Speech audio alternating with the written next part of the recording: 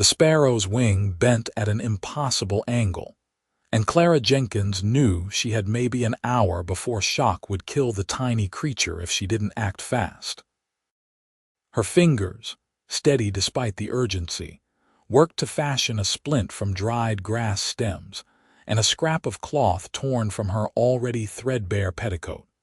Her calloused hands moving with the precision of someone who had done this 100 times before in the unforgiving landscape of Austin, Texas, where the summer of 1878 burned hot enough to crack the earth itself. She sat cross-legged in the dirt behind the mercantile where she worked, her dark blonde hair escaping its braid in the oppressive heat, sweat trickling down her spine beneath the high-necked cotton dress that had seen better days. The sparrow struggled weakly in her cupped palm, its heartbeat rapid and fragile against her skin, and she murmured soft reassurances even though she knew the bird couldn't understand her words, only the gentle tone that carried them. "Easy now, little one. I've got you." Clara had been 19 when she first discovered this strange gift of hers. This ability to sense exactly how to mend broken wings and shattered bones in creatures most people wouldn't give a second glance. Now at 23, she'd saved more birds than she could count, releasing them back to the vast Texas sky. Once they'd healed in the makeshift cages, she kept hidden in the small room she rented above the butcher's shop. Her landlord, Mr. Henderson, thought she was peculiar but harmless, and the rent was cheap enough that he didn't ask too many questions about the chirping that sometimes emanated from her quarters. The splint was nearly complete when a shadow fell across her work. Clara glanced up, squinting against the harsh sunlight, and found herself looking at a pair of scuffed leather boots, dusty from hard riding. Her gaze traveled upward, past long legs clad in worn denim, a gun belt slung low on narrow hips, a faded blue shirt that had been washed so many times the color had nearly disappeared, and finally to a face that made something in her chest tighten unexpectedly. He was young, maybe 25 or 26, with brown hair that curled slightly at the ends beneath a weathered hat, and eyes the color of aged whiskey that held something she couldn't quite name. A cowboy, clearly, from the look of him. His face was sun-bronzed and angular, with a few days' worth of stubble darkening his jaw, and there was a wariness in his stance that spoke of someone who'd learned to be careful in a world that didn't often forgive mistakes. "Didn't mean to startle you," he said, his voice rough like gravel but not unkind. "Saw you sitting here and thought maybe you were hurt." Clara shook her head, turning her attention back to the sparrow. "Not me. This little fellow flew into the mercantile window, broke his wing." The cowboy crouched down beside her, and she caught the scent of leather and sage, and something else she couldn't identify. He watched in silence as she carefully bound the splint, her fingers working with practiced efficiency, and when she finally secured the last knot, she felt his eyes on her face rather than her hands. "You've done that before," he observed, "many times." Why? The question surprised her. Most people asked how, or looked at her like she was wasting her time on something that didn't matter. But he'd asked why, which was somehow different, more personal. "Because they deserve a chance to fly again," Clara said simply. She glanced at him, found him still watching her with those whiskey eyes. "Don't you think?" Something shifted in his expression, a softening around the edges. "I suppose I do." He stood, offering her his hand. Clara hesitated for just a moment before accepting it, feeling the calluses on his palm, the strength in his grip as he helped her to her feet. She cradled the sparrow carefully against her chest, and the cowboy tipped his hat to her. "Name's Bennett Shaw," he said. "Just got hired on at the Miller Ranch outside town, Clara Jenkins." She felt the weight of the small bird in her hands, its heart still racing. "I should get this one settled. I have a cage in my room." Bennett nodded, but he didn't move away. "Miss Jenkins, I was wondering if you might point me toward a place to get a decent meal. Just rode in this morning and I'm about ready to eat my horse." Despite herself, Clara smiled. "The boarding house on 3rd Street serves supper at 6. Mrs. Patterson's cooking isn't fancy, but it'll fill you up." "Much obliged."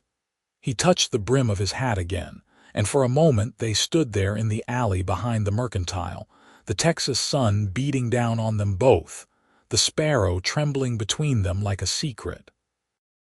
Then Bennett Shaw walked away, his boots kicking up small clouds of dust, and Clara watched him go with an odd feeling in her stomach that had nothing to do with hunger.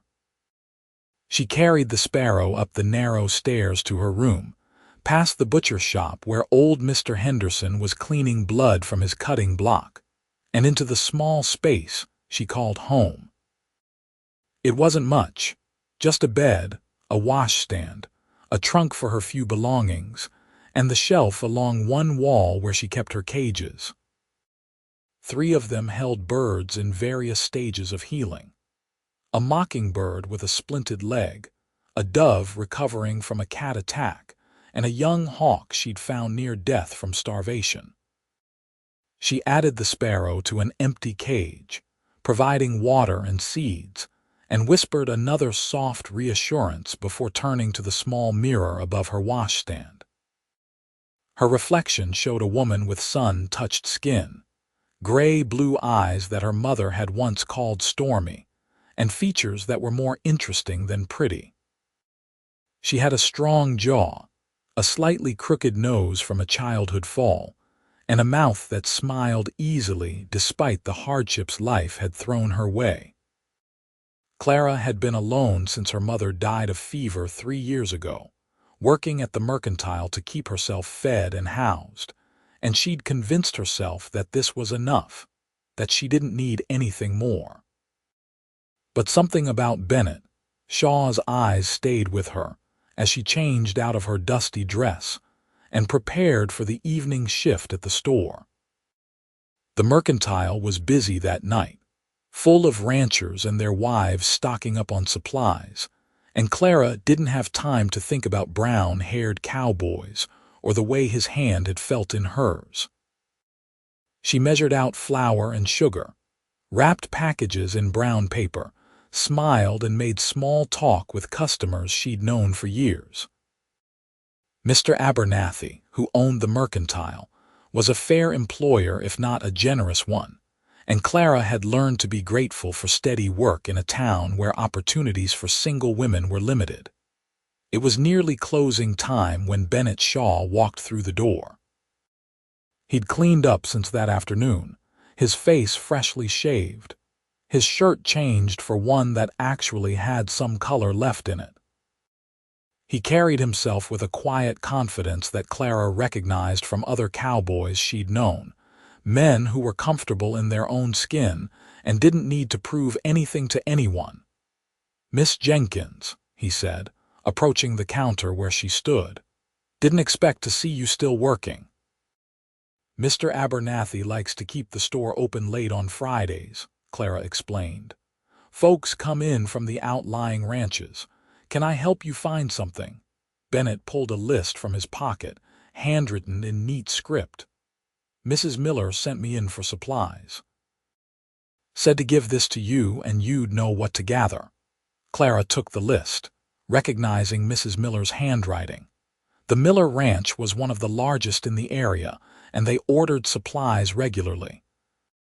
She began pulling items from the shelves, aware of Bennett watching her move around the store, and tried to ignore the way her pulse had quickened. "How's the Sparrow?" he asked. The question surprised her again. "Resting. He'll need a few weeks before the wing is strong enough for him to fly." "And then you'll let him go, of course." Clara set a sack of coffee beans on the counter, added a tin of baking powder. "That's the whole point, to give them back their freedom." Bennett leaned against the counter, his hands relaxed, his posture easy.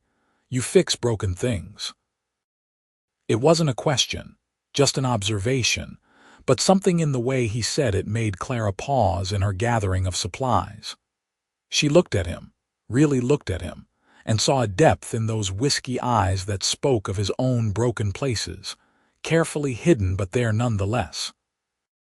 "I try," she said softly. They held each other's gaze for a long moment, and Clara felt something pass between them, some wordless understanding that she couldn't quite name but felt all the way to her bones. Then Mr. Abernathy called from the back room, asking about an inventory question, and the moment broke. Clara finished gathering the Miller Ranch supplies, tallied the cost, and watched as Bennett counted out payment from a worn leather wallet. Their fingers brushed as he handed over the bills, and she felt that same shock of awareness she'd experienced in the alley, electric and unsettling. "Will you be in town tomorrow?" The words were out before Clara could stop them, bold in a way she usually wasn't. Bennett's expression softened into something that might have been a smile. "I could be, if there was a reason." Heat crept up Clara's neck, but she held his gaze. "I usually check my birds around noon. Sometimes they need fresh air. I take them out behind the boarding house where there's a tree for shade." "Noon," Bennett repeated. "Behind the boarding house. If you're interested in seeing how they're healing," Clara added, trying to sound casual and failing. "I'm very interested, Miss Jenkins." He gathered his supplies, tipped his hat to her one more time, and walked out into the warm Texas night, leaving Clara standing behind the counter with her heart beating too fast and a smile she couldn't quite suppress. Mr. Abernathy emerged from the back room, his spectacles sliding down his long nose. "That's one of the new hands from Miller's place. Bennett Shaw. Heard he's good with horses, got recommendations from a ranch up in Kansas." "Did he?" Clara tried to sound disinterested as she began tidying the counter. "Mrs. Miller says he's quiet but reliable. Lost his family in a fire some years back. Has been drifting ever since, looking for a place to settle." Clara's hand stilled on the bolt of fabric she'd been straightening. Lost his family. Drifting. Looking for a place to settle. The broken places in Bennett Shaw suddenly made more sense, and her heart ached for him in a way that was both familiar and frightening. That night, in her small room above the butcher shop, Clara lay awake listening to the soft sounds of her healing birds and thinking about a cowboy with whiskey eyes who'd asked her why she mended broken wings. She thought about the way his hand had felt in hers, strong and calloused and warm.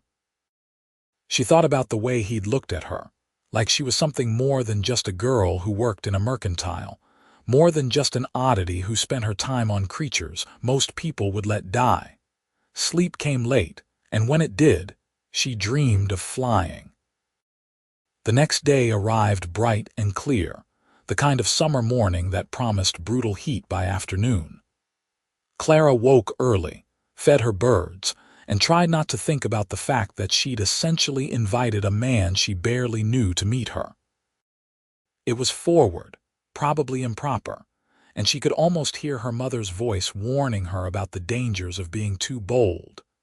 But her mother was 3 years dead, and Clara had learned that life was too short and too hard to waste opportunities when they presented themselves. She went through her morning routine at the mercantile, measuring and weighing and smiling at customers while her mind kept drifting to noon. Mr. Abernathy noticed her distraction and gave her a knowing look that made her blush, but he didn't comment, which she appreciated. At 11:45, Clara asked if she could take her lunch break. Mr. Abernathy waved her away with a slight smile, and she hurried back to her room to collect the mockingbird, whose leg had healed enough that it needed exercise but not enough that she could release it yet. The boarding house had a small yard out back, shaded by a massive live oak that had probably been standing since before Texas was even Texas. Clara settled herself on a weathered bench beneath the tree, the mockingbird's cage beside her, and tried not to look like she was watching for anyone. Bennett Shaw appeared at noon, leading his horse, a sturdy bay mare with kind eyes. He tied the mare to the fence and approached with that same easy confidence Clara had noticed before, and she felt her stomach do a peculiar flip. "Hoped you'd be here," he said, settling onto the bench beside her, close enough that she could feel the warmth of him in the shade. "Hoped you'd come," Clara admitted, abandoning any pretense of being coy. They sat in comfortable silence for a moment, watching the mockingbird hop around its cage, testing its healing leg. The bird sang a few notes, bright and clear in the midday heat, and Clara saw Bennett smile at the sound. "How long have you been doing this?" he asked. Clara considered the question. "Seriously, about 4 years, but I've always been drawn to hurt things, even as a child. My mother used to say I'd cry over a broken doll while other girls just asked for new ones. Your mother sounds wise." She was. Clara felt the familiar ache of loss, duller now than it had been but still present. "She died of fever in the summer of '75. I've been on my own since then."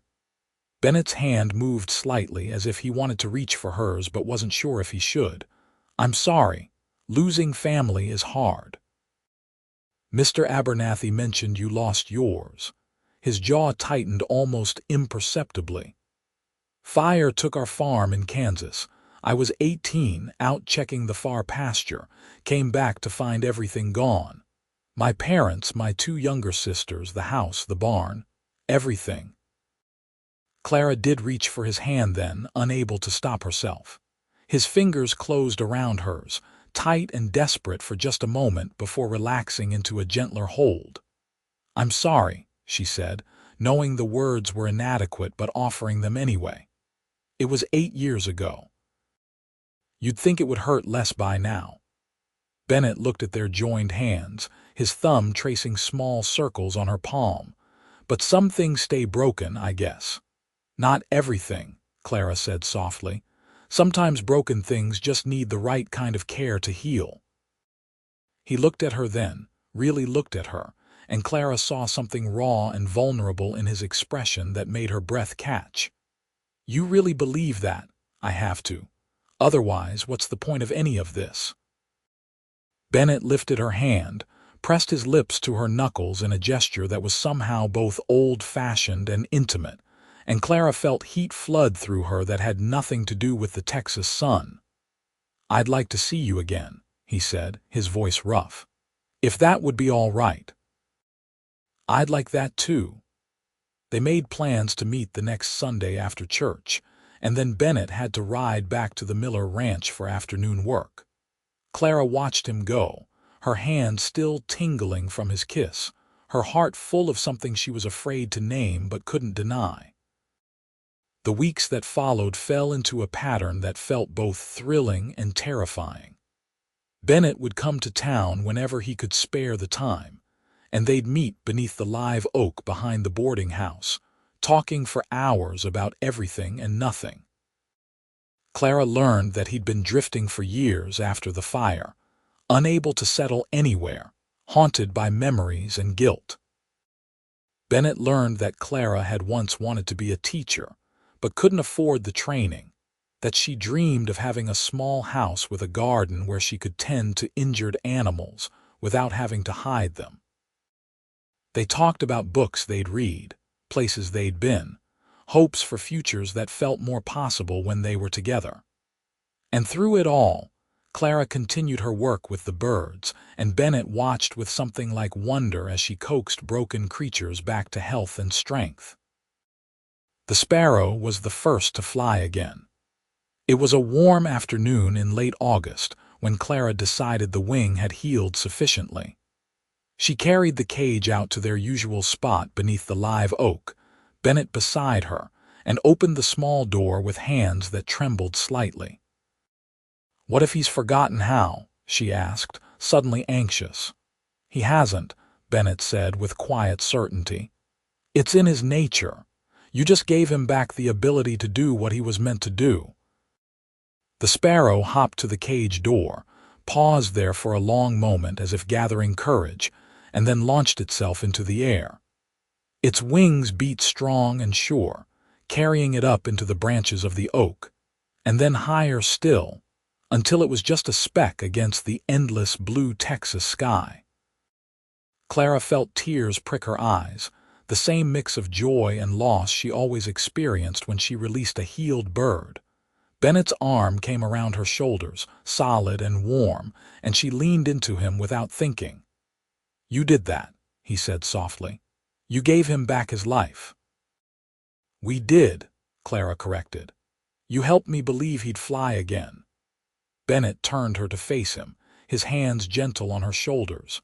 They were standing close enough that Clara could see the gold flecks in his brown eyes, could count the sun lines at the corners that deepened when he smiled. "Clara," he said, and her name in his mouth sounded like a prayer. "I need to tell you something." Her heart hammered against her ribs. "All right. I came to Austin looking for work, looking for a place to maybe put down roots. I wasn't looking for anything else. Didn't think I deserved anything else, if I'm being honest." His thumbs traced small circles on her shoulders, unconscious and soothing. "But then I saw you in that alley, mending a broken bird with hands that were so gentle and sure, and something in me just knew." "Knew what?" Clara's voice came out barely above a whisper. "That you fix broken things, and I'm about as broken as they come." He swallowed hard, and she saw the vulnerability in his face, the fear of rejection. "But being around you, watching you work your magic on these birds, talking with you like we do, it makes me think maybe I could be fixed too. Maybe I could be whole again." Clara raised her hands to his face, feeling the rasp of stubble under her palms, the warmth of his skin. "Bennett Shaw, you're not broken. You're hurt, and that's different. Hurt things can heal. They just need time and care and someone who believes in them. Do you believe in me?" "Yes." The word came without hesitation, born from weeks of watching him be gentle with her birds, patient with her fears, honest about his own pain. "I believe in you, and I believe in this, whatever this is between us."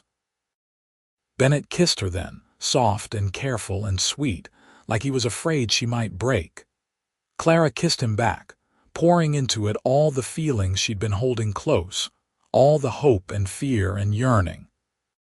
His arms came around her, and she felt safe in a way she hadn't since her mother died, anchored to something solid and real. When they finally pulled apart, both breathing hard, Bennett rested his forehead against hers. "I'm falling in love with you, Clara Jenkins." Probably already fallen, if I'm being truthful. Joy bloomed in Clara's chest, bright and wild. "Good, because I'm falling in love with you too." They stood there beneath the live oak, holding each other while the late afternoon sun painted everything gold. And Clara thought about broken wings made whole, about hurt things healing, about the possibility of futures she'd stopped letting herself imagine. But not everything in Austin, Texas, was gentle romance and healing birds. The town had its rough edges, its dangers, and Clara was reminded of that fact on a Saturday night in early September, when trouble walked through the mercantile door. His name was Jack Dutton, and he was drunk and mean. Clara recognized him from the saloon down the street, a drifter who'd been making trouble around town for the past week. Mr. Abernathy had already left for the evening, leaving Clara to close up, and she cursed her bad luck as Dutton swayed his way to the counter. "Need whiskey," he slurred, his eyes unfocused and dangerous. "We don't sell liquor, Mr. Dutton. You'll want the saloon." "Don't tell me what I want, girl." He leaned heavily on the counter, and Clara took a step back, her pulse quickening. "I want whiskey, and you're going to get me whiskey." "I can't give you something we don't have. Please leave. We're closed." Dutton's hand shot out, grabbing her wrist with bruising force. Clara cried out, tried to pull away, but his grip was iron. "I said I want whiskey, and the lady said they don't have any." Bennett's voice cut through the tension like a knife. Clara looked past Dutton and saw him standing in the doorway, his stance deceptively relaxed, but his eyes hard as stone. He must have come into town to see her, to walk her home like he'd been doing lately. Dutton released Clara's wrist and spun to face Bennett, swaying dangerously. "This ain't your business, Cowboy. It became my business when you put hands on her." Bennett moved into the store with that quiet confidence Clara knew well. "Time for you to leave. Or what? Or I'll make you leave." Dutton went for his gun, and everything happened very fast. Bennett was faster, his hand moving to his own weapon with a speed that spoke of practice and necessity. But he didn't draw. Instead, he stepped inside Dutton's clumsy reach, grabbed the man's gun hand, and twisted hard.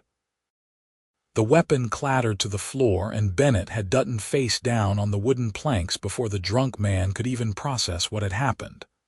"Stay down," Bennett ordered, his voice cold. He looked at Clara, and his expression softened immediately. "You all right?" Clara nodded, rubbing her wrist where Dutton had grabbed her. "I'm fine. Thank you." The sheriff arrived minutes later, summoned by someone who'd heard the commotion. He hauled Dutton away, thanking Bennett for his help, and then it was just the two of them in the empty mercantile. "Let me see your wrist," Bennett said gently. Clara held out her arm, and Bennett examined the red marks that were already starting to darken into bruises. His jaw clenched, and she saw anger flash in his eyes before he got it under control. "I should have been here sooner." "You couldn't have known." Clara touched his face, drawing his attention back to her. "You came when I needed you. That's what matters." Bennett pulled her into his arms, holding her tight, and Clara felt the slight tremor in his body, the aftermath of violence and fear. "When I saw him grab you when I thought he might hurt you, something in me just snapped. I can't lose you, Clara. I can't. You won't." She pressed her face against his chest, breathing in his familiar scent, letting his heartbeat soothe her frayed nerves. "I'm right here. I'm safe."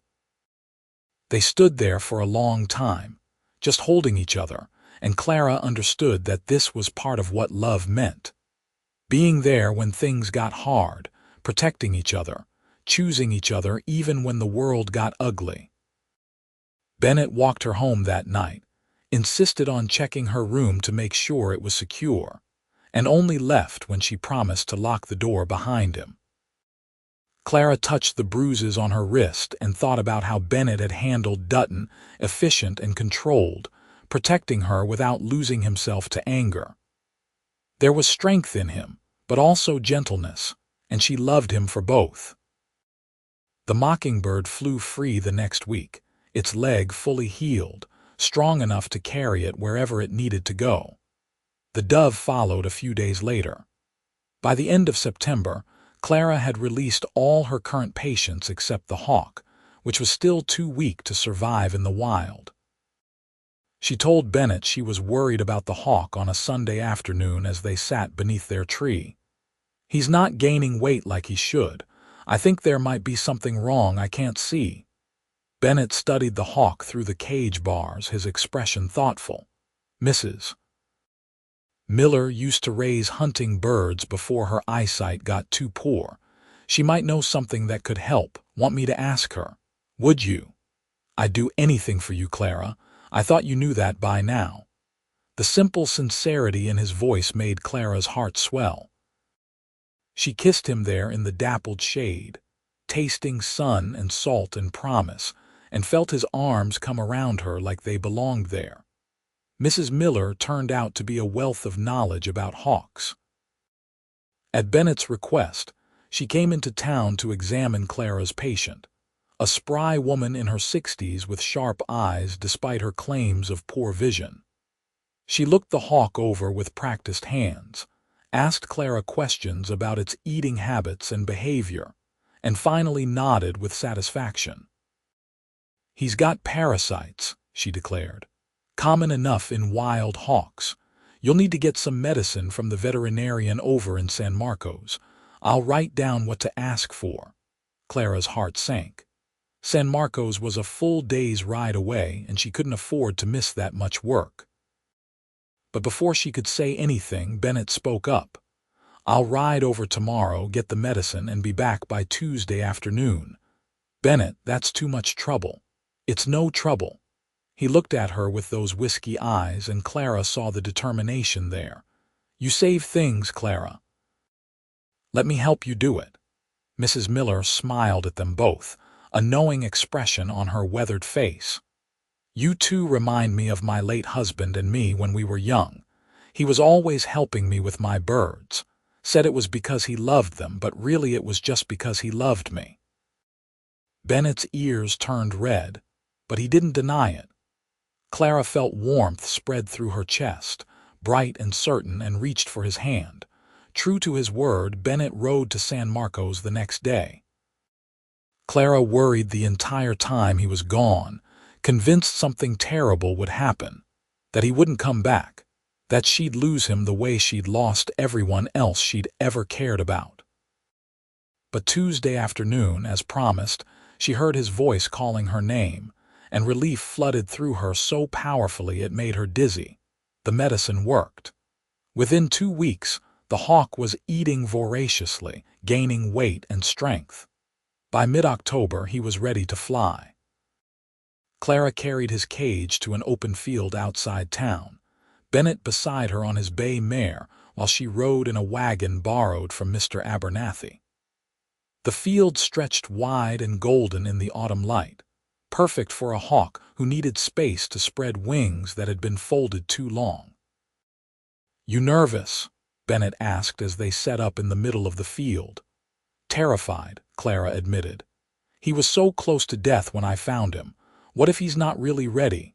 What if I'm making a mistake? Bennett dismounted and came to stand beside her, his hand finding hers. Clara, you've never made a mistake with any of these birds. You know when they're ready. Trust yourself. She looked at the hawk, magnificent even in captivity, its fierce eyes watching the open sky with unmistakable longing. Bennett was right. The hawk was ready. She was the one who wasn't ready to let go. It's hard, she said softly, releasing them. Every single time it's hard. Because you care. Bennett squeezed her hand. But you do it anyway because you know it's what they need. That takes courage, Clara, more courage than most people ever manage. Clara opened the cage door, her heart in her throat. The hawk looked at her for a long moment, and she could have sworn there was understanding in that golden gaze. Then it spread its wings, massive and powerful, and launched itself into the air. It was glorious. The hawk climbed higher and higher, circling the field in widening spirals, testing its strength against the wind. Clara watched with tears streaming down her face, joy and sorrow mixed together until she couldn't tell where one ended and the other began. Bennett pulled her against his side, his arm around her waist. Look at him go. He's beautiful. So are you. Bennett turned her to face him, and Clara saw her own tears reflected in his eyes. Clara Jenkins, I love you. I love your gentle hands and your stubborn heart, and the way you never give up on broken things. I love that you cry when you set them free because it hurts, but you do it anyway. I love everything about you, and I want to spend the rest of my life helping you save birds and fix broken wings and whatever else needs fixing. Clara's breath caught. Bennett, what are you saying? He dropped to one knee right there in the golden field, still holding her hand, and pulled a simple silver ring from his pocket. I'm saying marry me. I don't have much to offer except my heart and my hands and a promise that I'll love you until the day I die. But if that's enough, if I'm enough, then please say yes. Clara sank to her knees in front of him, not caring about the dirt on her dress, not caring about anything except the man before her with his hopeful eyes and trembling hands. You're more than enough. You're everything. Yes, Bennett Shaw. Yes, I'll marry you. He slipped the ring on her finger and it fit perfectly, simple and beautiful and right. Then he was kissing her, and she was kissing him back, and above them the hawk circled one more time before flying off toward the horizon, wild and free and whole. They were married in November on a crisp, clear day that felt like a gift. The ceremony took place in the small church in Austin, with Mrs. Miller and Mr. Abernathy standing as witnesses, and half the town in attendance because everyone loved a wedding and Clara was well liked despite her eccentricities. Clara wore a dress of pale blue cotton that Mrs. Patterson from the boarding house had helped her sew, simple but lovely, with white ribbons at the waist. Bennett wore a new shirt and had his hair trimmed for the occasion, and when he saw Clara walking down the aisle toward him, his eyes filled with tears that he didn't bother to hide. The preacher kept it short and sweet, talking about love and commitment, and the blessing of finding someone to share life's burdens with. When Bennett slipped a gold band next to Clara's silver engagement ring, his hands were steady, and when he said, "I do," his voice carried clear and strong through the small church. Clara's own hands shook as she placed a matching gold band on Bennett's finger, but her voice didn't waver when she promised to love him in sickness and health, for better or worse, until death parted them. She meant every word with a ferocity that surprised her. "You may kiss your bride," the preacher said with a smile. Bennett cupped Clara's face in his hands, gentle as always, and kissed her with a tenderness that made her heart ache in the best possible way. The congregation erupted in applause and cheers, and Clara laughed against her husband's mouth, giddy with happiness. They celebrated with a simple dinner at the boarding house, Mrs. Patterson outdoing herself with roasted chicken and vegetables, and a cake that must have taken her all day to make. There was dancing and laughter and toasts with apple cider, and Clara thought she'd never been happier in her entire life. Bennett had rented a small house on the edge of town, just 2 rooms and a kitchen, but it had a yard with space for cages and a big oak tree that reminded Clara of their special spot behind the boarding house. They walked there together as the sun set, hand in hand, husband and wife, and stood in the doorway looking at the space that would be their home. "It's not much," Bennett said, suddenly uncertain. "It's perfect." Clara stepped inside, pulling him with her. "It's ours." That night, in the narrow bed that took up most of their small bedroom, Bennett loved Clara with the same gentleness and care he showed in everything he did. His hands mapped her body like sacred territory, and his whispered words of love and devotion made her feel cherished in a way she'd never experienced before. Afterward, they lay tangled together, Clara's head on Bennett's chest, listening to his heartbeat slow and steady beneath her ear. "I never thought I'd have this," Bennett said quietly. "After the fire, after losing everyone, I thought I was meant to be alone, that I didn't deserve happiness." Clara pressed a kiss to his chest, right over his heart. "We both deserve happiness, and we're going to have it together." "Together," Bennett repeated like a vow. They fell asleep like that, wrapped around each other, and when Clara woke in the pre-dawn darkness to the sound of a bird calling outside their window, she smiled against her husband's skin and thought about how perfect it was that even their mornings would begin with birdsong. Life settled into a new rhythm. Clara continued working at the Mercantile, at least for now, while Bennett worked at the Miller Ranch. They'd wake before dawn, share breakfast in their tiny kitchen, and part with kisses that lingered a bit too long. Bennett would ride out to the ranch while Clara walked to the store, and they'd reunite each evening to share supper and stories about their days. Clara's bird rescue work continued, but now she had help. Bennett built proper cages in their yard, sturdy and spacious, with perches and water dishes, and everything a healing bird could need. He'd help her catch injured creatures, hold them steady while she splinted broken bones, and monitor their progress with the same careful attention he gave to his horses at the ranch. Word spread that Clara Shaw would take in hurt birds, and people started bringing them to her. A boy showed up with a blue jay that had been attacked by a cat, A rancher brought in an owl that had flown into his barn door. Mrs. Miller herself appeared one afternoon with a cardinal that had broken its wing in a storm. "Heard you're the one to see about broken birds, Mrs. Miller said with a twinkle in her eye, "though I suspect you're also pretty good with broken cowboys." Clara laughed and took the cardinal, examining its wing with practiced hands. "Bennett was never broken, just hurt. There's a difference, a wise distinction." Mrs. Miller watched Clara work. "He's happier than I've ever seen him, you know. Smiles more, laughs, talks about building you a bigger house, about the future. You've been good for him, Clara. He's been good for me, too." Clara began fashioning a splint. "I spent so long alone, convinced that was just how my life would be. Then he saw me fixing a sparrow, and everything changed." December brought cooler weather and Christmas preparations.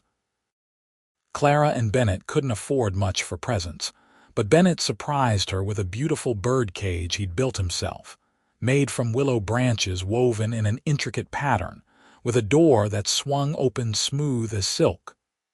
"For your patience," he said, looking pleased with himself. "Thought they deserved something nicer to heal in."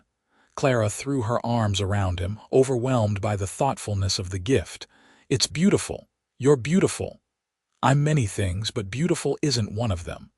Bennett laughed, but he held her tight. Clara gave him a sketch she'd drawn of the hawk they'd released together, captured in the moment of flight, wings spread wide against an open sky. She'd spent weeks working on it in secret, trying to capture not just the bird but the feeling of that day, the moment Bennett had proposed and her whole world had changed. Bennett stared at the sketch for a long time, his throat working. "Clara, this is incredible. I didn't know you could draw like this. My mother taught me. I haven't done it in years, but I wanted to give you something meaningful. It's perfect." He hung it carefully on the wall beside their bed, where they'd see it first thing every morning. "Reminds me of the day I asked the most amazing woman in Texas to marry me, and she was crazy enough to say yes." They spent Christmas Day with Mrs. Miller and some of the other ranch hands who didn't have family to go home to.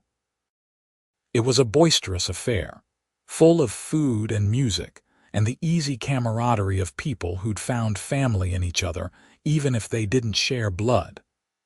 Clara watched Bennett laugh at a joke one of the other cowboys told, and felt a surge of love so strong it almost hurt. Later, walking home under a sky full of stars, Bennett pulled her close. "What are you thinking about? You've been quiet. Just how lucky I am." Clara laced her fingers through his. "A year ago, I was alone and convinced that was my fate. Now I have you and a home and a purpose. It feels like too much good fortune for one person. You deserve every bit of it." Bennett stopped walking, turned to face her. "Clara, I've been thinking about something. I know we said we'd wait a while before starting a family, but if you wanted to start trying sooner, I'd be happy about it."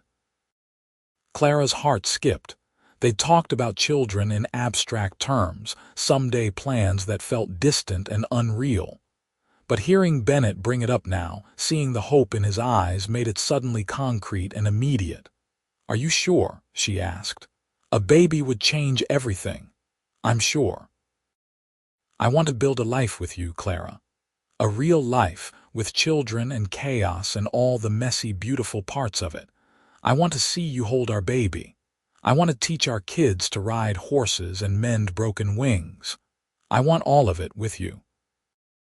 Clara kissed him there on the dark street, pouring all her love and hope and yes into it. "Then, let's start trying." The new year arrived with possibility and promise. Clara continued her work with the birds, releasing 2 more patients in January and taking in 3 new ones. Bennett got a raise at the ranch, recognition for his skill with the horses and his steady reliability. They started saving money for a bigger house, dreaming out loud about where it might be and what it would look like. In February, Clara woke up feeling queasy. She tried to ignore it, convinced it was something she'd eaten. But when it happened again the next morning and the morning after that, she began to hope. She waited another week, afraid to get her hopes up, before walking to the doctor's office one afternoon when she should have been at the Mercantile. Dr. Harrison was an elderly man who'd been practicing medicine in Austin for 30 years. He examined Clara thoroughly, asked her questions about her symptoms, and finally smiled at her over his spectacles. "Congratulations, Mrs. Shaw. You're going to have a baby. I'd estimate you're about 6 weeks along, which means the child should arrive sometime in early October." Clara walked out of the doctor's office in a daze, one hand pressed to her still flat stomach, her mind reeling. A baby. Their baby. She was going to be a mother and Bennett was going to be a father, and everything was about to change in the most wonderful, terrifying way. She wanted to tell Bennett immediately, but he was out at the ranch and wouldn't be home until evening.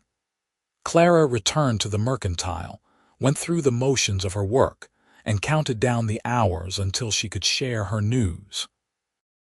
Bennett knew something was different the moment he walked through their door that night. "What's wrong? Are you all right?" "I'm fine." Clara took his hands, drew him into their small sitting room. "Better than fine, actually. I have something to tell you." Concern flickered across his face, quickly replaced by curiosity. "All right. I went to see Dr. Harrison today. Bennett, we're going to have a baby. I'm 6 weeks pregnant." For a moment, Bennett just stared at her, processing the information. Then his face broke into the widest smile Clara had ever seen, and he let out a whoop of joy that probably scared their neighbors. He picked her up and spun her around, laughing, then set her down carefully like she was made of glass. "A baby. Clara, we're having a baby." He dropped to his knees, pressed his face against her stomach. "Hello in there, little one. This is your papa. I can't wait to meet you." Clara ran her fingers through his hair, tears streaming down her face, overwhelmed by the love she felt for this man who'd come into her life looking for work and stayed to help her mend broken wings. "You're going to be such a good father." Bennett looked up at her, his own eyes wet. "I hope so. I'm sure as hell going to try." The pregnancy progressed smoothly, though Clara had to deal with morning sickness that lasted well into her second trimester. Bennett was attentive to the point of being overprotective, insisting she rest more, take on lighter duties at the Mercantile, let him handle all the heavy work with the birds. Mr. Abernathy, learning of Clara's condition, cut her hours and gave her a raise to make up for it, which was more kindness than she'd expected. As Clara's belly grew, she found she had less energy for her bird rescue work, and it bothered her more than she wanted to admit. Bennett found her crying one afternoon in April over a dove she'd had to turn away because she simply didn't have the strength to care for it properly. "Hey, what's this?" He knelt beside her chair, wiping her tears. "I'm useless," Clara said miserably. "I can't even help a simple dove with a broken wing. What kind of person am I?" "You're a person who's growing our child. That takes energy, Clara. It's all right to need to slow down. But that dove needs help now." Bennett was quiet for a moment, thinking. Then he said, "What if I did it? You could tell me what to do, walk me through it, and I could handle the actual work." Clara looked at him doubtfully. "You've helped me, but you've never done a full splinting on your own." "Then teach me. I'm a quick learner." So Clara taught him. She sat in their kitchen, directing Bennett's hands as he carefully splinted the dove's wing, correcting his technique, encouraging him when he got frustrated. It took longer than it would have if she'd done it herself, but the end result was good, solid work that would allow the wing to heal properly. "I did it," Bennett said, sounding amazed. "I actually did it." "You did." Clara felt pride swell in her chest. "See, you fix broken things too." Bennett set the dove carefully in a cage, then came to Clara and knelt beside her chair again, his hand on her swollen belly. "You taught me that." Before I met you, I wouldn't have thought twice about a bird with a broken wing. Would have figured it was just nature taking its course. But you showed me that every life matters, even the small ones, even the broken ones. You changed how I see the world, Clara." Their baby kicked against his palm, and Bennett's face lit up with wonder. "Did you feel that?"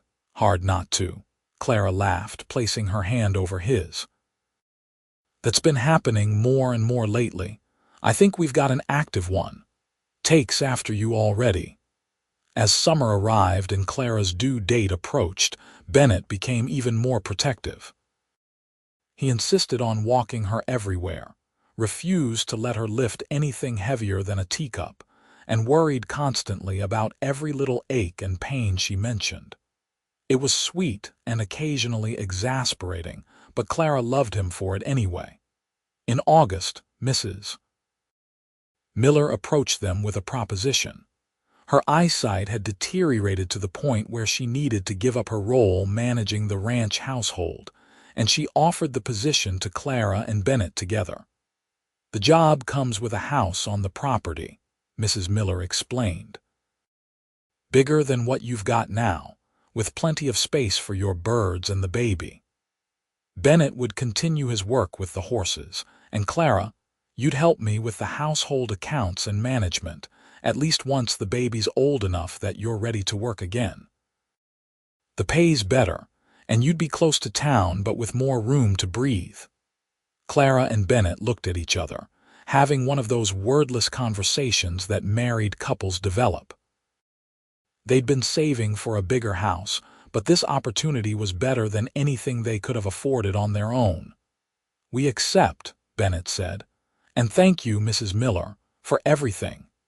They moved to the ranch house in September, just weeks before Clara's due date. The house was indeed larger, with 3 bedrooms, a proper kitchen, and a yard that seemed vast compared to their previous tiny plot. Bennett set up Clara's bird cages under a spreading cottonwood tree, and she directed the placement from a chair, too pregnant now to do much physical work herself. The dove Bennett had Splinted flew free on a warm September afternoon, fully healed and eager for the sky. Clara watched from her chair, one hand on her enormous belly, tears in her eyes as always. "You did that," she told Bennett, "all on your own." "We did it together," he corrected. "Same as everything else." On October 3rd, Clara's water broke during breakfast. She looked down at the puddle on the kitchen floor, then up at Bennett with wide eyes. "I think it's time." Bennett went pale, then red, then pale again. "Right. Okay, time. We need to get you to the doctor." "Or should the doctor come here? What do we do?" Despite her fear, Clara laughed at his panic. "Breathe, Bennett. We have time. The baby doesn't just fall out immediately." But she was wrong about having time. The contractions came hard and fast, and by the time they got her to their bed and sent one of the ranch hands for Dr. Harrison and the midwife, Clara was gripping Bennett's hand hard enough to leave marks. "I'm scared," she gasped between contractions. "I know. Me too." Bennett kissed her forehead, her cheeks, her lips. "But you're the strongest person I know. You can do this." The labor lasted 8 hours, which the midwife assured them was actually quite fast for a first baby. It didn't feel fast to Clara, who thought she might break apart from the pain and pressure. But Bennett stayed with her the entire time, holding her hand, wiping her face with cool cloths, murmuring encouragement even when she cursed at him for getting her pregnant in the first place. Finally, as the sun set and painted their bedroom in shades of gold and rose, their son entered the world with a lusty cry that filled Clara's heart to bursting. "A boy," the midwife announced, placing the squalling infant on Clara's chest. "A healthy, strong boy." Clara looked down at her son, at his red, scrunched face and tiny fists, and felt love unlike anything she'd ever experienced. This was her child, hers and Bennett's, a whole new person made from their love. Bennett was crying openly, his hand gentle on the baby's downy head. "He's perfect." "Clara, He's absolutely perfect. They named him William, after Bennett's father who died in the fire. William Shaw, born October 3, 1879, weighing 7 pounds and already showing signs of his father's stubborn chin.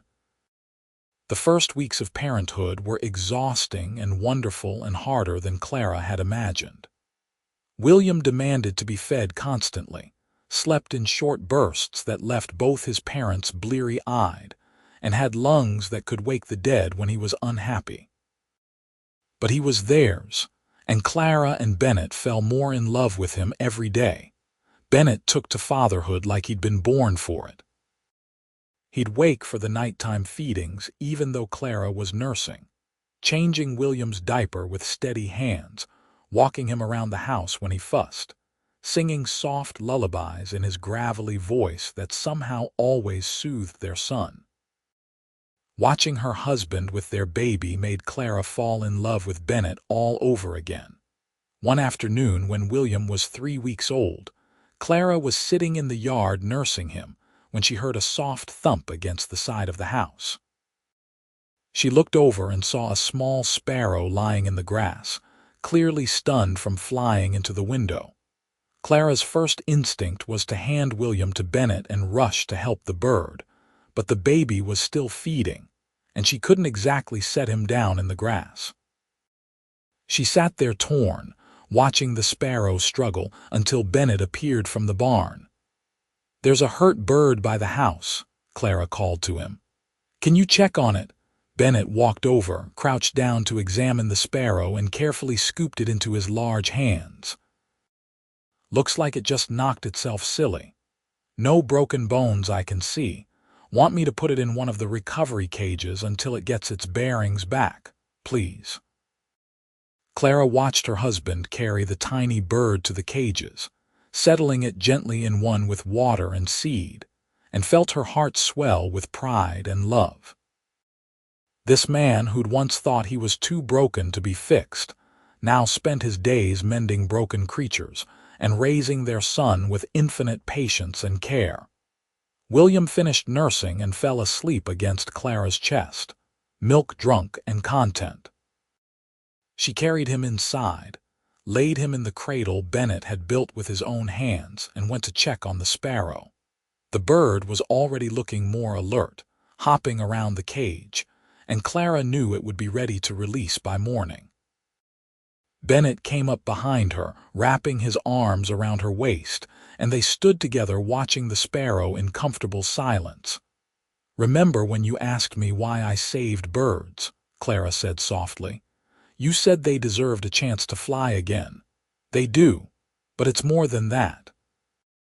Clara leaned back against her husband. "Every bird I save, every broken wing I mend, it's like I'm telling the universe that broken things matter, that they're worth the effort to fix, that they can be whole again." Bennett turned her to face him, his whiskey eyes serious. "You told the universe that, and the universe sent you me. A broken thing that needed fixing." "You weren't broken," Clara said firmly. "How many times do I have to tell you that? I was, though. Maybe not broken, but cracked pretty badly. Full of grief and guilt and convinced I didn't deserve happiness." He cupped her face in his hands. "You showed me different. You showed me that hurt things can heal, that there's always hope, that love can put you back together if you let it." Clara kissed him, soft and sweet. "We put each other back together." "Yeah," Bennett agreed. "I guess we did." The sparrow flew away the next morning, rising into the clear October sky without looking back. Clara watched it go with William in her arms, and her son made a happy sound like he understood the significance of the moment. "Your mama fixes broken things," Bennett told William, tickling the baby's chin. "Someday you'll understand how special that is." The years that followed were full and rich, and sometimes difficult but always worthwhile. William grew into a curious, energetic boy who loved animals as much as his mother did and horses as much as his father. Clara continued her bird rescue work, with Bennett now a full partner in the effort. They built a proper aviary in their yard, a beautiful structure that could house multiple birds at once, and their reputation for healing injured creatures spread throughout the county. People would ride for miles to bring them hurt birds, and Clara and Bennett would work together to mend broken wings and splint fractured bones, releasing each patient when it was ready to fly again. William would watch with wide eyes, learning from his parents' gentle hands and patient care, and by the time he was 5, he was helping with the simple tasks. In 1882, Clara got pregnant again. This time the pregnancy was harder, with more sickness and fatigue, but their daughter arrived healthy and strong in the spring of 1883. They named her Rose, and she had Clara's gray-blue eyes and Bennett's stubborn chin, and William was utterly devoted to his baby sister from the moment he met her. The house on the Miller Ranch became a home filled with laughter and love, and the constant sound of birdsong from the aviary. Bennett continued working with the horses, eventually becoming the ranch foreman when the previous one retired. Clara managed the household accounts for Mrs. Miller and raised their children and saved every bird that needed saving. Mrs. Miller passed away peacefully in her sleep in 1885, leaving the ranch to a nephew who lived back east. The nephew had no interest in running a ranch and sold it to a consortium of investors, but they kept Bennett on as foreman and allowed the Shaw family to stay in their house, recognizing that Bennett's expertise was valuable. William started school in Austin, riding into town each day on a pony his father trained for him. Rose followed a few years later, and the house felt emptier during the day without the children's noise and energy. But Clara and Bennett filled the quiet hours with their bird work and each other, their love deepening with each passing year.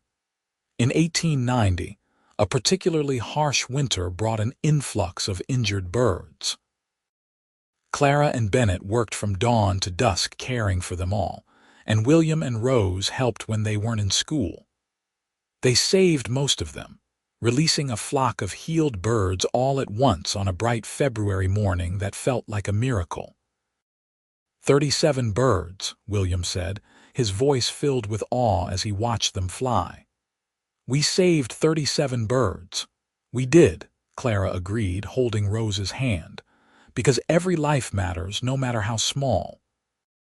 Bennett put his arm around Clara's shoulders, and she leaned into him the way she had for years, drawing strength and comfort from his solid presence. Their children were growing up, the birds kept flying, and life continued its steady forward march. One evening in the spring of 1892, Clara and Bennett sat on their porch watching the sunset paint the Texas sky in brilliant shades of orange and pink. William was 14 now, already taller than his mother, and showing signs of becoming as tall as his father.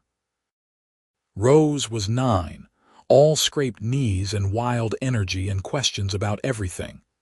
"You ever think about that first day?" Clara asked. "When you saw me splinting a sparrow in the alley," Bennett smiled, the lines around his eyes deepening. "All the time.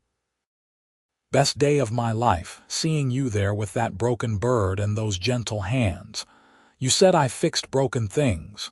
You did, you do." He took her hand, lifted it to his lips. "You fixed me. We fixed each other," Clara corrected, the same correction she'd been making for years. "That's how love works, I think. 2 people helping each other heal." "You're probably right." Bennett pulled her close, and they sat in comfortable silence watching the sun slip below the horizon. "I love you, Clara Shaw. Have since the day I met you, will until the day I die." "I love you too, Bennett Shaw, more than birds love the sky." He laughed at that, the sound warm and familiar. "That's a lot of love." "It is," Clara agreed, "but we've got a lot of life to fill with it," and they did. They continued their work with the birds, saved hundreds more over the years, taught their children the value of gentle hands and patient care. William grew up to be a veterinarian, the first in the county, and Rose became a teacher who brought injured animals to her classroom to teach her students about compassion and responsibility. Clara and Bennett grew old together, their hair turning silver, their hands becoming gnarled with arthritis, but their love remaining constant and true. They celebrated their 25th anniversary in 1903, surrounded by their children and grandchildren, and Clara thought about how far they'd come from that hot afternoon in an alley behind a mercantile. In 1906, Clara woke one morning to find a sparrow with a broken wing sitting on their porch railing, like the universe was giving her one more chance to do what she did best. Her hands were too shaky now to splint the delicate bones, but William was visiting with his family, and he did the work under Clara's careful supervision, his hands sure and gentle just like she'd taught him. They released the sparrow 3 weeks later, and Clara watched it fly with tears in her eyes, the same mix of joy and sorrow she'd felt every single time. Bennett stood beside her, holding her hand, and she thought about all the broken wings they'd mended, all the hurt things they'd helped heal, all the love they'd built in the process. "Thank you," she said to Bennett. "For what?" "For seeing me in that alley, for helping me save birds, for loving me, for everything." Bennett kissed her temples soft and sweet. "Thank you for fixing broken things, especially this old broken cowboy." "You were never broken," Clara said one last time. "Just hurt, and hurt things heal, remember?" "I remember," Bennett said. "How could I forget? You've been teaching me that lesson for nearly 30 years.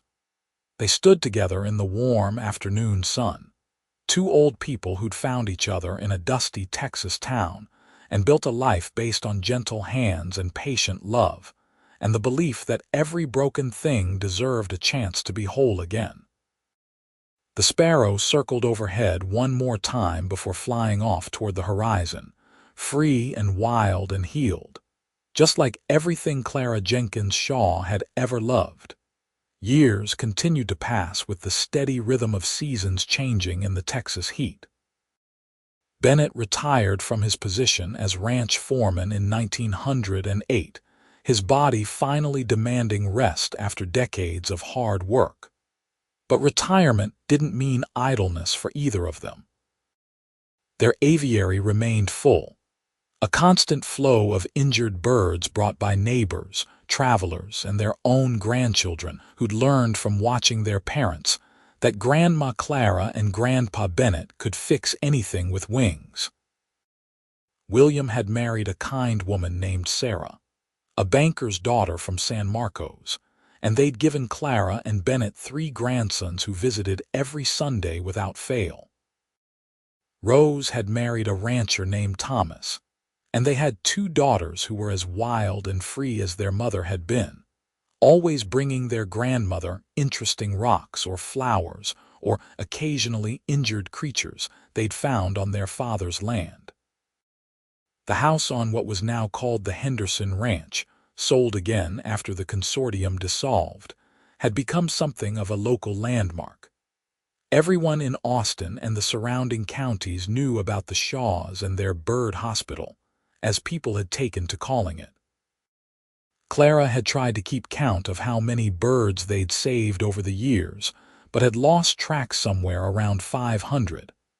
Bennett thought it was closer to 1,000. On a warm evening in May 1910, Clara sat in her rocking chair on the porch, a mourning dove with a splinted wing in a cage beside her.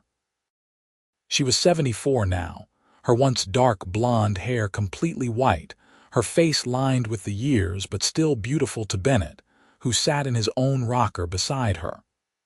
"This one's healing nicely," Clara observed, watching the dove preen its feathers. "Should be ready to fly in another week or so."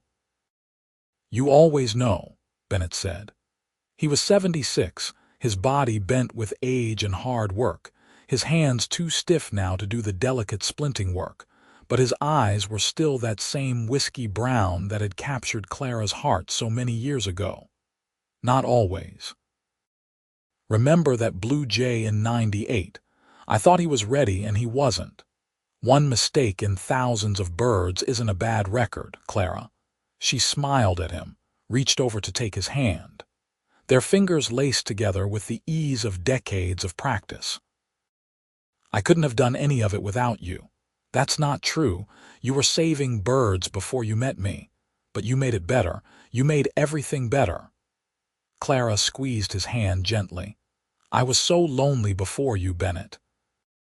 I didn't even realize how lonely until you showed me what it felt like to not be alone. Bennett raised her hand to his lips, kissed her knuckles like he'd done countless times over the years. Best day of my life, seeing you in that alley with that sparrow. I knew right then, even if I didn't want to admit it yet, that you were something special.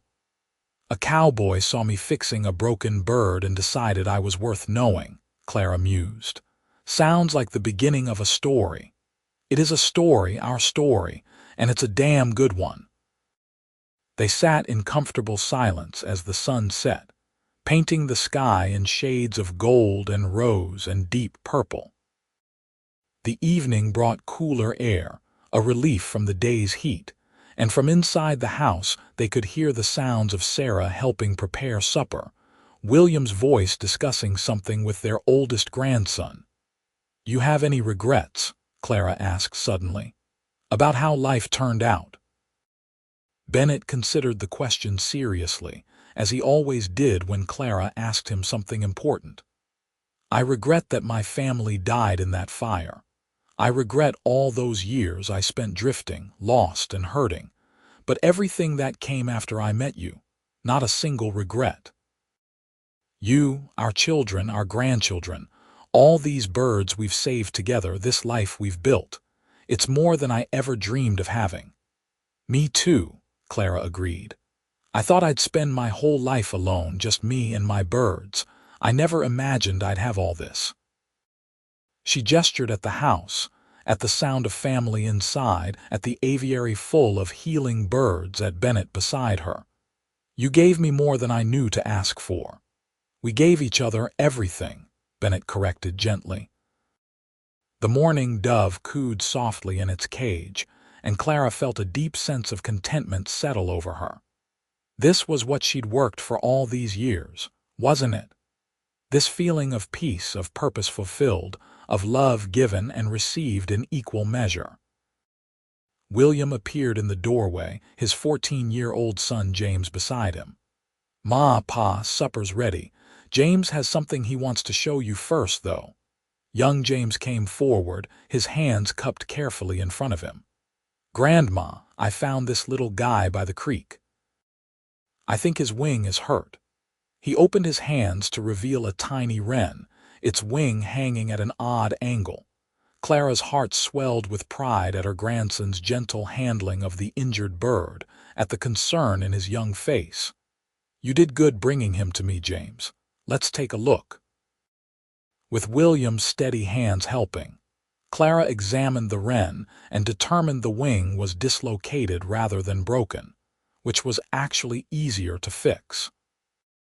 She talked James through the process of manipulating the wing back into place, her voice calm and instructive, and watched with joy as her grandson's face lit up when the procedure worked. I did it, Grandma. I fixed him. You sure did, sweetheart. Now he'll need a few days' rest, but then he should be good as new. James carefully placed the wren in an empty cage, made sure it had water and seed, and then hugged Clara tight. Thank you for teaching me. I want to help birds like you do. Then you will, Clara assured him.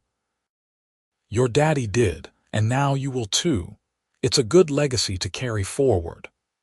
That night, lying in bed beside Bennett, Clara thought about legacy and what they'd leave behind. Not just the children and grandchildren who carried their blood, but the lessons they'd taught about gentleness and patience, and the value of every life, no matter how small. The countless birds they'd saved who'd gone on to have their own lives, their own families, spreading across the Texas sky. "I'm tired," Clara admitted into the darkness. "More tired than I used to be." Bennett shifted closer, his arm coming around her waist. "We've earned our tiredness. We've lived a lot of life, Clara. We have." She pressed back against him, drawing comfort from his warmth. "I love you, Bennett Shaw." "I love you too, Clara Shaw, until the stars burn out." It was a promise he'd made her on their wedding night, and he'd repeated it countless times over the years. Until the stars burn out. Clara closed her eyes and let herself drift toward sleep, secure in the knowledge that she was loved completely and had loved completely in return. The wren flew free 4 days later, James releasing it with the same mix of joy and sorrow Clara always felt. She watched her grandson watch the bird fly, saw him wipe away tears he probably thought made him look childish, and felt Bennett's hand find hers. "He's got your heart," Bennett murmured. "He's got both our hearts," Clara corrected. Gentle hands, patient spirit, eyes that see the value in small things. That's from both of us. Summer came on strong and hot, as it always did in Texas. Clara found herself tiring more easily, needing afternoon naps, moving slower than she once had. Bennett wasn't much better. His joints stiff from decades of hard work. His breathing sometimes labored in the heat. But they continued their bird work, though now it was mostly supervisory, with William or their grandchildren doing the actual hands-on care. In August, a barn owl was brought to them, nearly dead from starvation and covered in parasites. Clara examined it with experienced eyes and shook her head. "This one's in bad shape. I'm not sure we can save it." "But we'll try," Bennett said. It wasn't a question. Of course we'll try. They tried.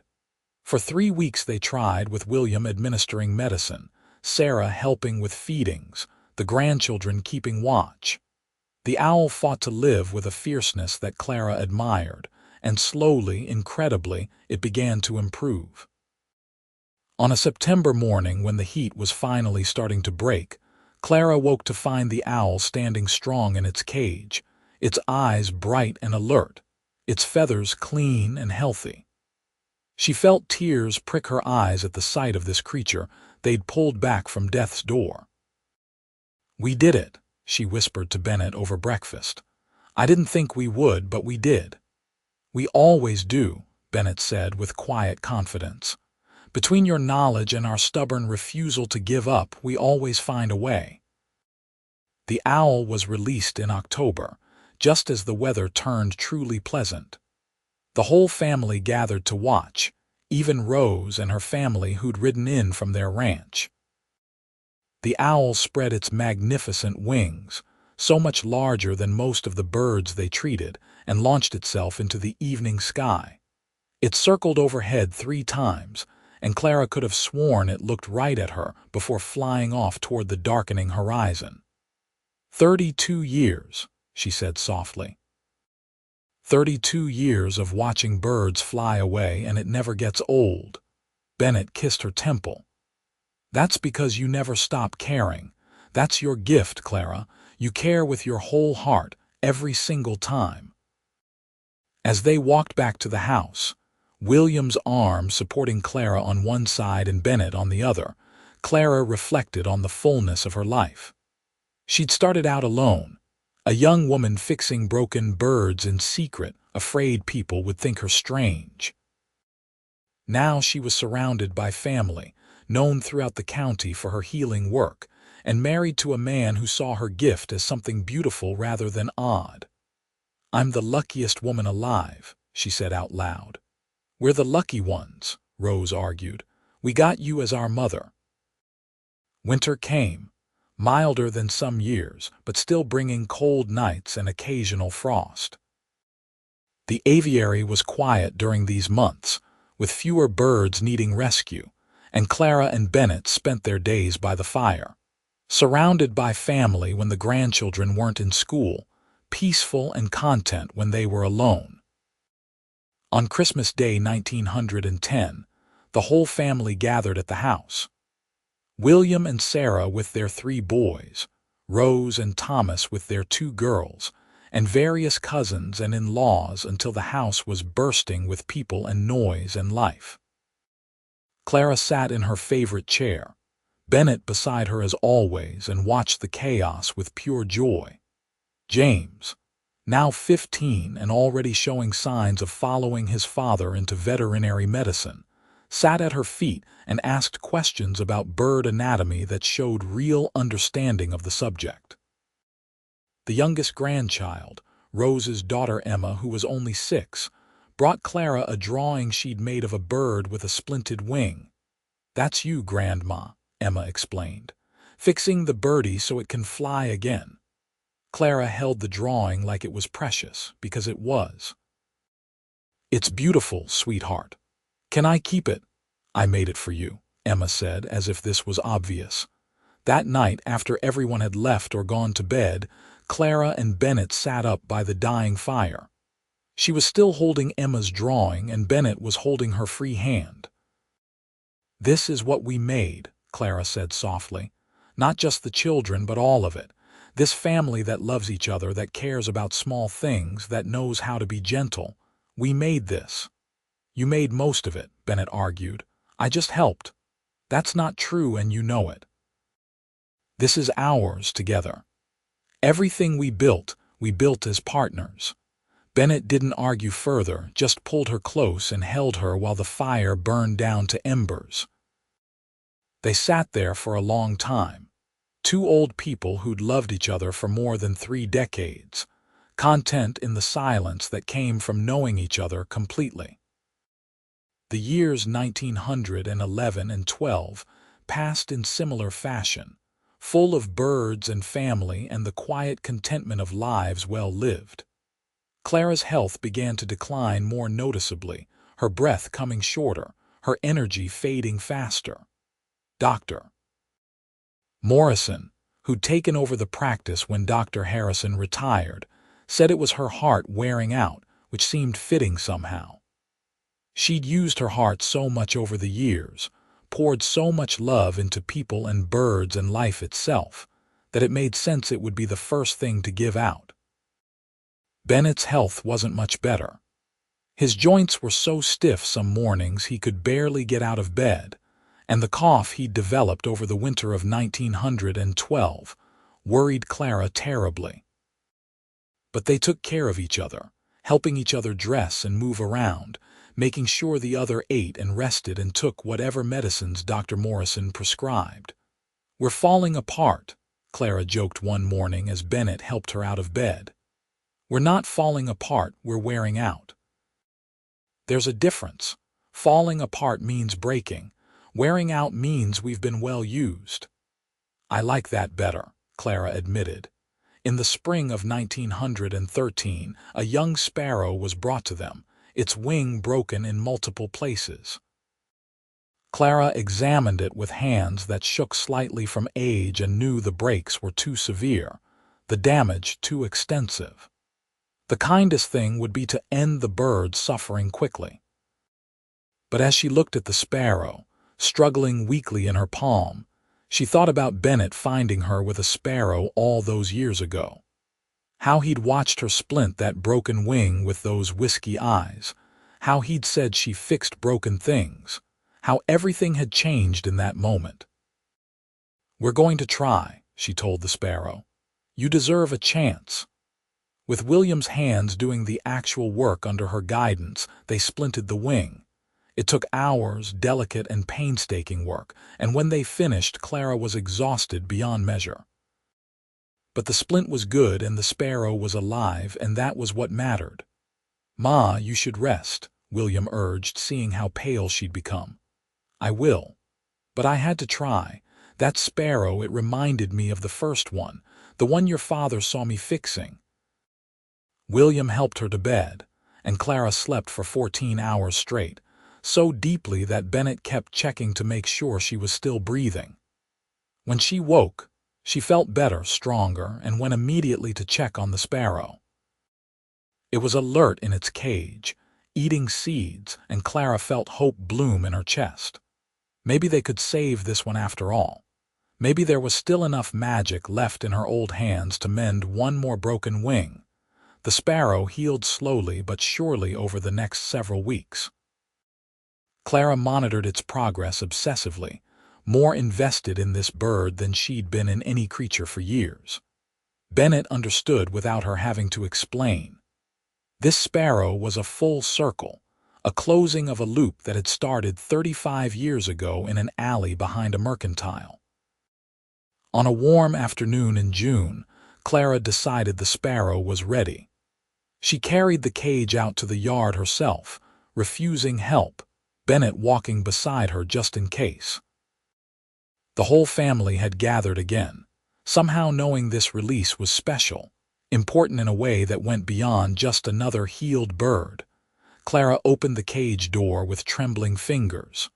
The sparrow hopped to the opening, paused there for a heartbeat, and then flew. Its wings beat strong and sure despite the terrible breaks they'd healed from, carrying it up into the brilliant blue Texas sky. Clara watched it go with tears streaming down her face, Bennett's arm around her waist, her children and grandchildren gathered close. The sparrow circled once, twice, 3 times, and then flew off toward the horizon without looking back. "That's how it should be," Clara said softly. "Free and whole and wild. That's what we've been doing all these years, giving them back their wildness."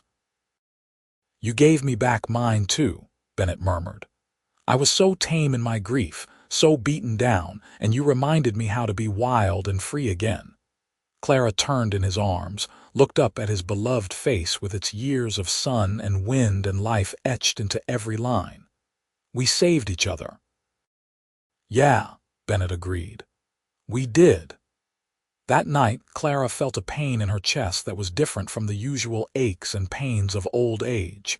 She didn't mention it to Bennett, not wanting to worry him, but when it came again stronger the next morning, she knew what it meant. "Bennett," she said calmly, "I need you to send for Dr. Morrison." "What's wrong?" Bennett was on his feet immediately, fear in his eyes.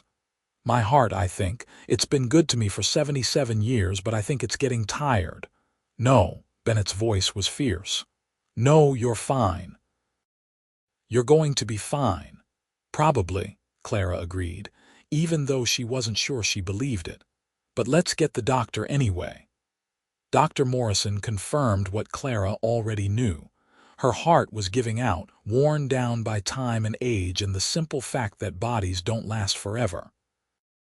He gave her medicine for the pain, told her to rest, and quietly told William that it could be days or weeks or possibly months, but Clara Jenkins Shaw's time was running out. Clara took the news with equanimity. She'd lived a full life, loved deeply and been loved in return, raised children who were raising children, saved countless creatures from death. She had no complaints, no regrets, no anger at the unfairness of mortality. She'd known all along that this day would come eventually. Bennett took it harder. He stayed by her side constantly, holding her hand, bringing her anything she needed, watching her with eyes that held barely controlled panic. "I'm not ready," he told her one night as they lay in bed. "I'm not ready to lose you, I know. I'm not ready either." Clara laced her fingers through his. "But we don't always get to choose our timing. You can't leave me, Clara. You're the one who fixes broken things. If you go, I'll break again, and there won't be anyone to fix me." "You won't break." Clara touched his face, wiping away tears. "You're stronger than you think, Bennett Shaw. You've been strong for 35 years. You'll keep being strong." "Not without you. Especially without me. For our children, for our grandchildren, they'll need you." They held each other through the night, neither sleeping much, just being together while they still could. Clara rallied somewhat over the next few weeks, well enough to sit in the yard and watch the birds in the aviary, well enough to hold her grandchildren and tell them stories, well enough to share meals with her family and feel the love that surrounded her. But she was fading, and everyone knew it. There were no more birds brought to her for healing, word having spread that Mrs. Shaw was too ill to take on new patients. The aviary held just 3 birds in various stages of recovery, and William had promised to see them through to release. On a warm evening in late July, Clara asked Bennett to carry her outside one more time. He did, lifting her easily despite her protests that she was too heavy, settling her in her rocking chair with blankets wrapped around her even though the night was mild. "What do you want to see?" he asked. "The stars. I want to see the stars." So they sat together as darkness fell, and the stars emerged one by one, brilliant and infinite against the black velvet sky. Clara held Bennett's hand and thought about everything they'd shared, every bird they'd saved, every moment of love they'd built together. "Until the stars burn out," she whispered. "Until the stars burn out," Bennett repeated, his voice breaking. "Bennett, I need you to promise me something." "Anything. Don't stop living when I'm gone. Keep helping William with the birds. Keep being a grandfather to our grandchildren. Keep finding joy in small things. Promise me." "Clara, I can't." "Yes, you can. You're not the broken young man I met in that alley anymore. You're whole and strong and surrounded by people who love you. Promise me you'll keep living." Bennett was silent for a long moment, and Clara could feel him struggling with the promise she was asking him to make. Finally, he said, "I promise. I'll keep living. For you, for our family, I'll keep living." "Thank you." Clara squeezed his hand weakly. "I love you, Bennett Shaw. Loved you from the moment you asked me why I saved birds. Loved you through everything. Will love you beyond whatever comes next. I love you too, Clara Shaw. You're my heart. You're everything." They sat under the stars for hours, until Clara's breathing became shallow and labored, until Bennett called for William in a voice tight with grief. The family gathered in the yard, surrounding Clara with love as the night deepened around them. Clara looked at each face in turn, her children, her grandchildren, her beloved Bennett. She saw the legacy she was leaving in their gentle hands and kind eyes, in the way they'd learned to care for small broken things, in the love they showed each other. "It's all right," she whispered. "Everything's all right." She closed her eyes, Bennett's hand in hers, the stars wheeling overhead, and thought about sparrows learning to fly again, about broken wings made whole, about a cowboy who'd seen her mending a bird and decided she was worth knowing, about 35 years of love and partnership and healing work, done together. Clara Jenkins Shaw took her last breath surrounded by everyone she loved, and slipped away as gently as the birds she'd spent her life releasing, flying toward whatever came next with wings that were finally, completely healed. Bennett sat with her body for a long time, holding her hand even after it grew cold, unable to let go. William had to gently pry his fingers loose, had to help his father to bed, had to watch this man who'd always been so strong crumble under the weight of grief. The funeral was held on a bright summer day, the church packed with people who'd known Clara, who'd brought her injured birds over the years, who'd been touched by her gentle spirit and generous heart. They buried her in the Austin cemetery under a spreading oak tree, and Bennett stood at the graveside with dry eyes and a shattered heart, feeling like every breath was an effort he couldn't quite manage. The days after were hard. Bennett moved through them like a ghost, going through motions without really being present. He stopped eating unless William forced him. He didn't sleep. He sat in Clara's rocking chair on the porch and stared at nothing for hours. It was James who finally reached him. His 15-year-old grandson appeared on the porch one afternoon with a small bird in his hands, a finch with a damaged wing. "Grandpa, I need help. I don't know how to splint this right, and Grandma's not here to teach me. You know how to do it.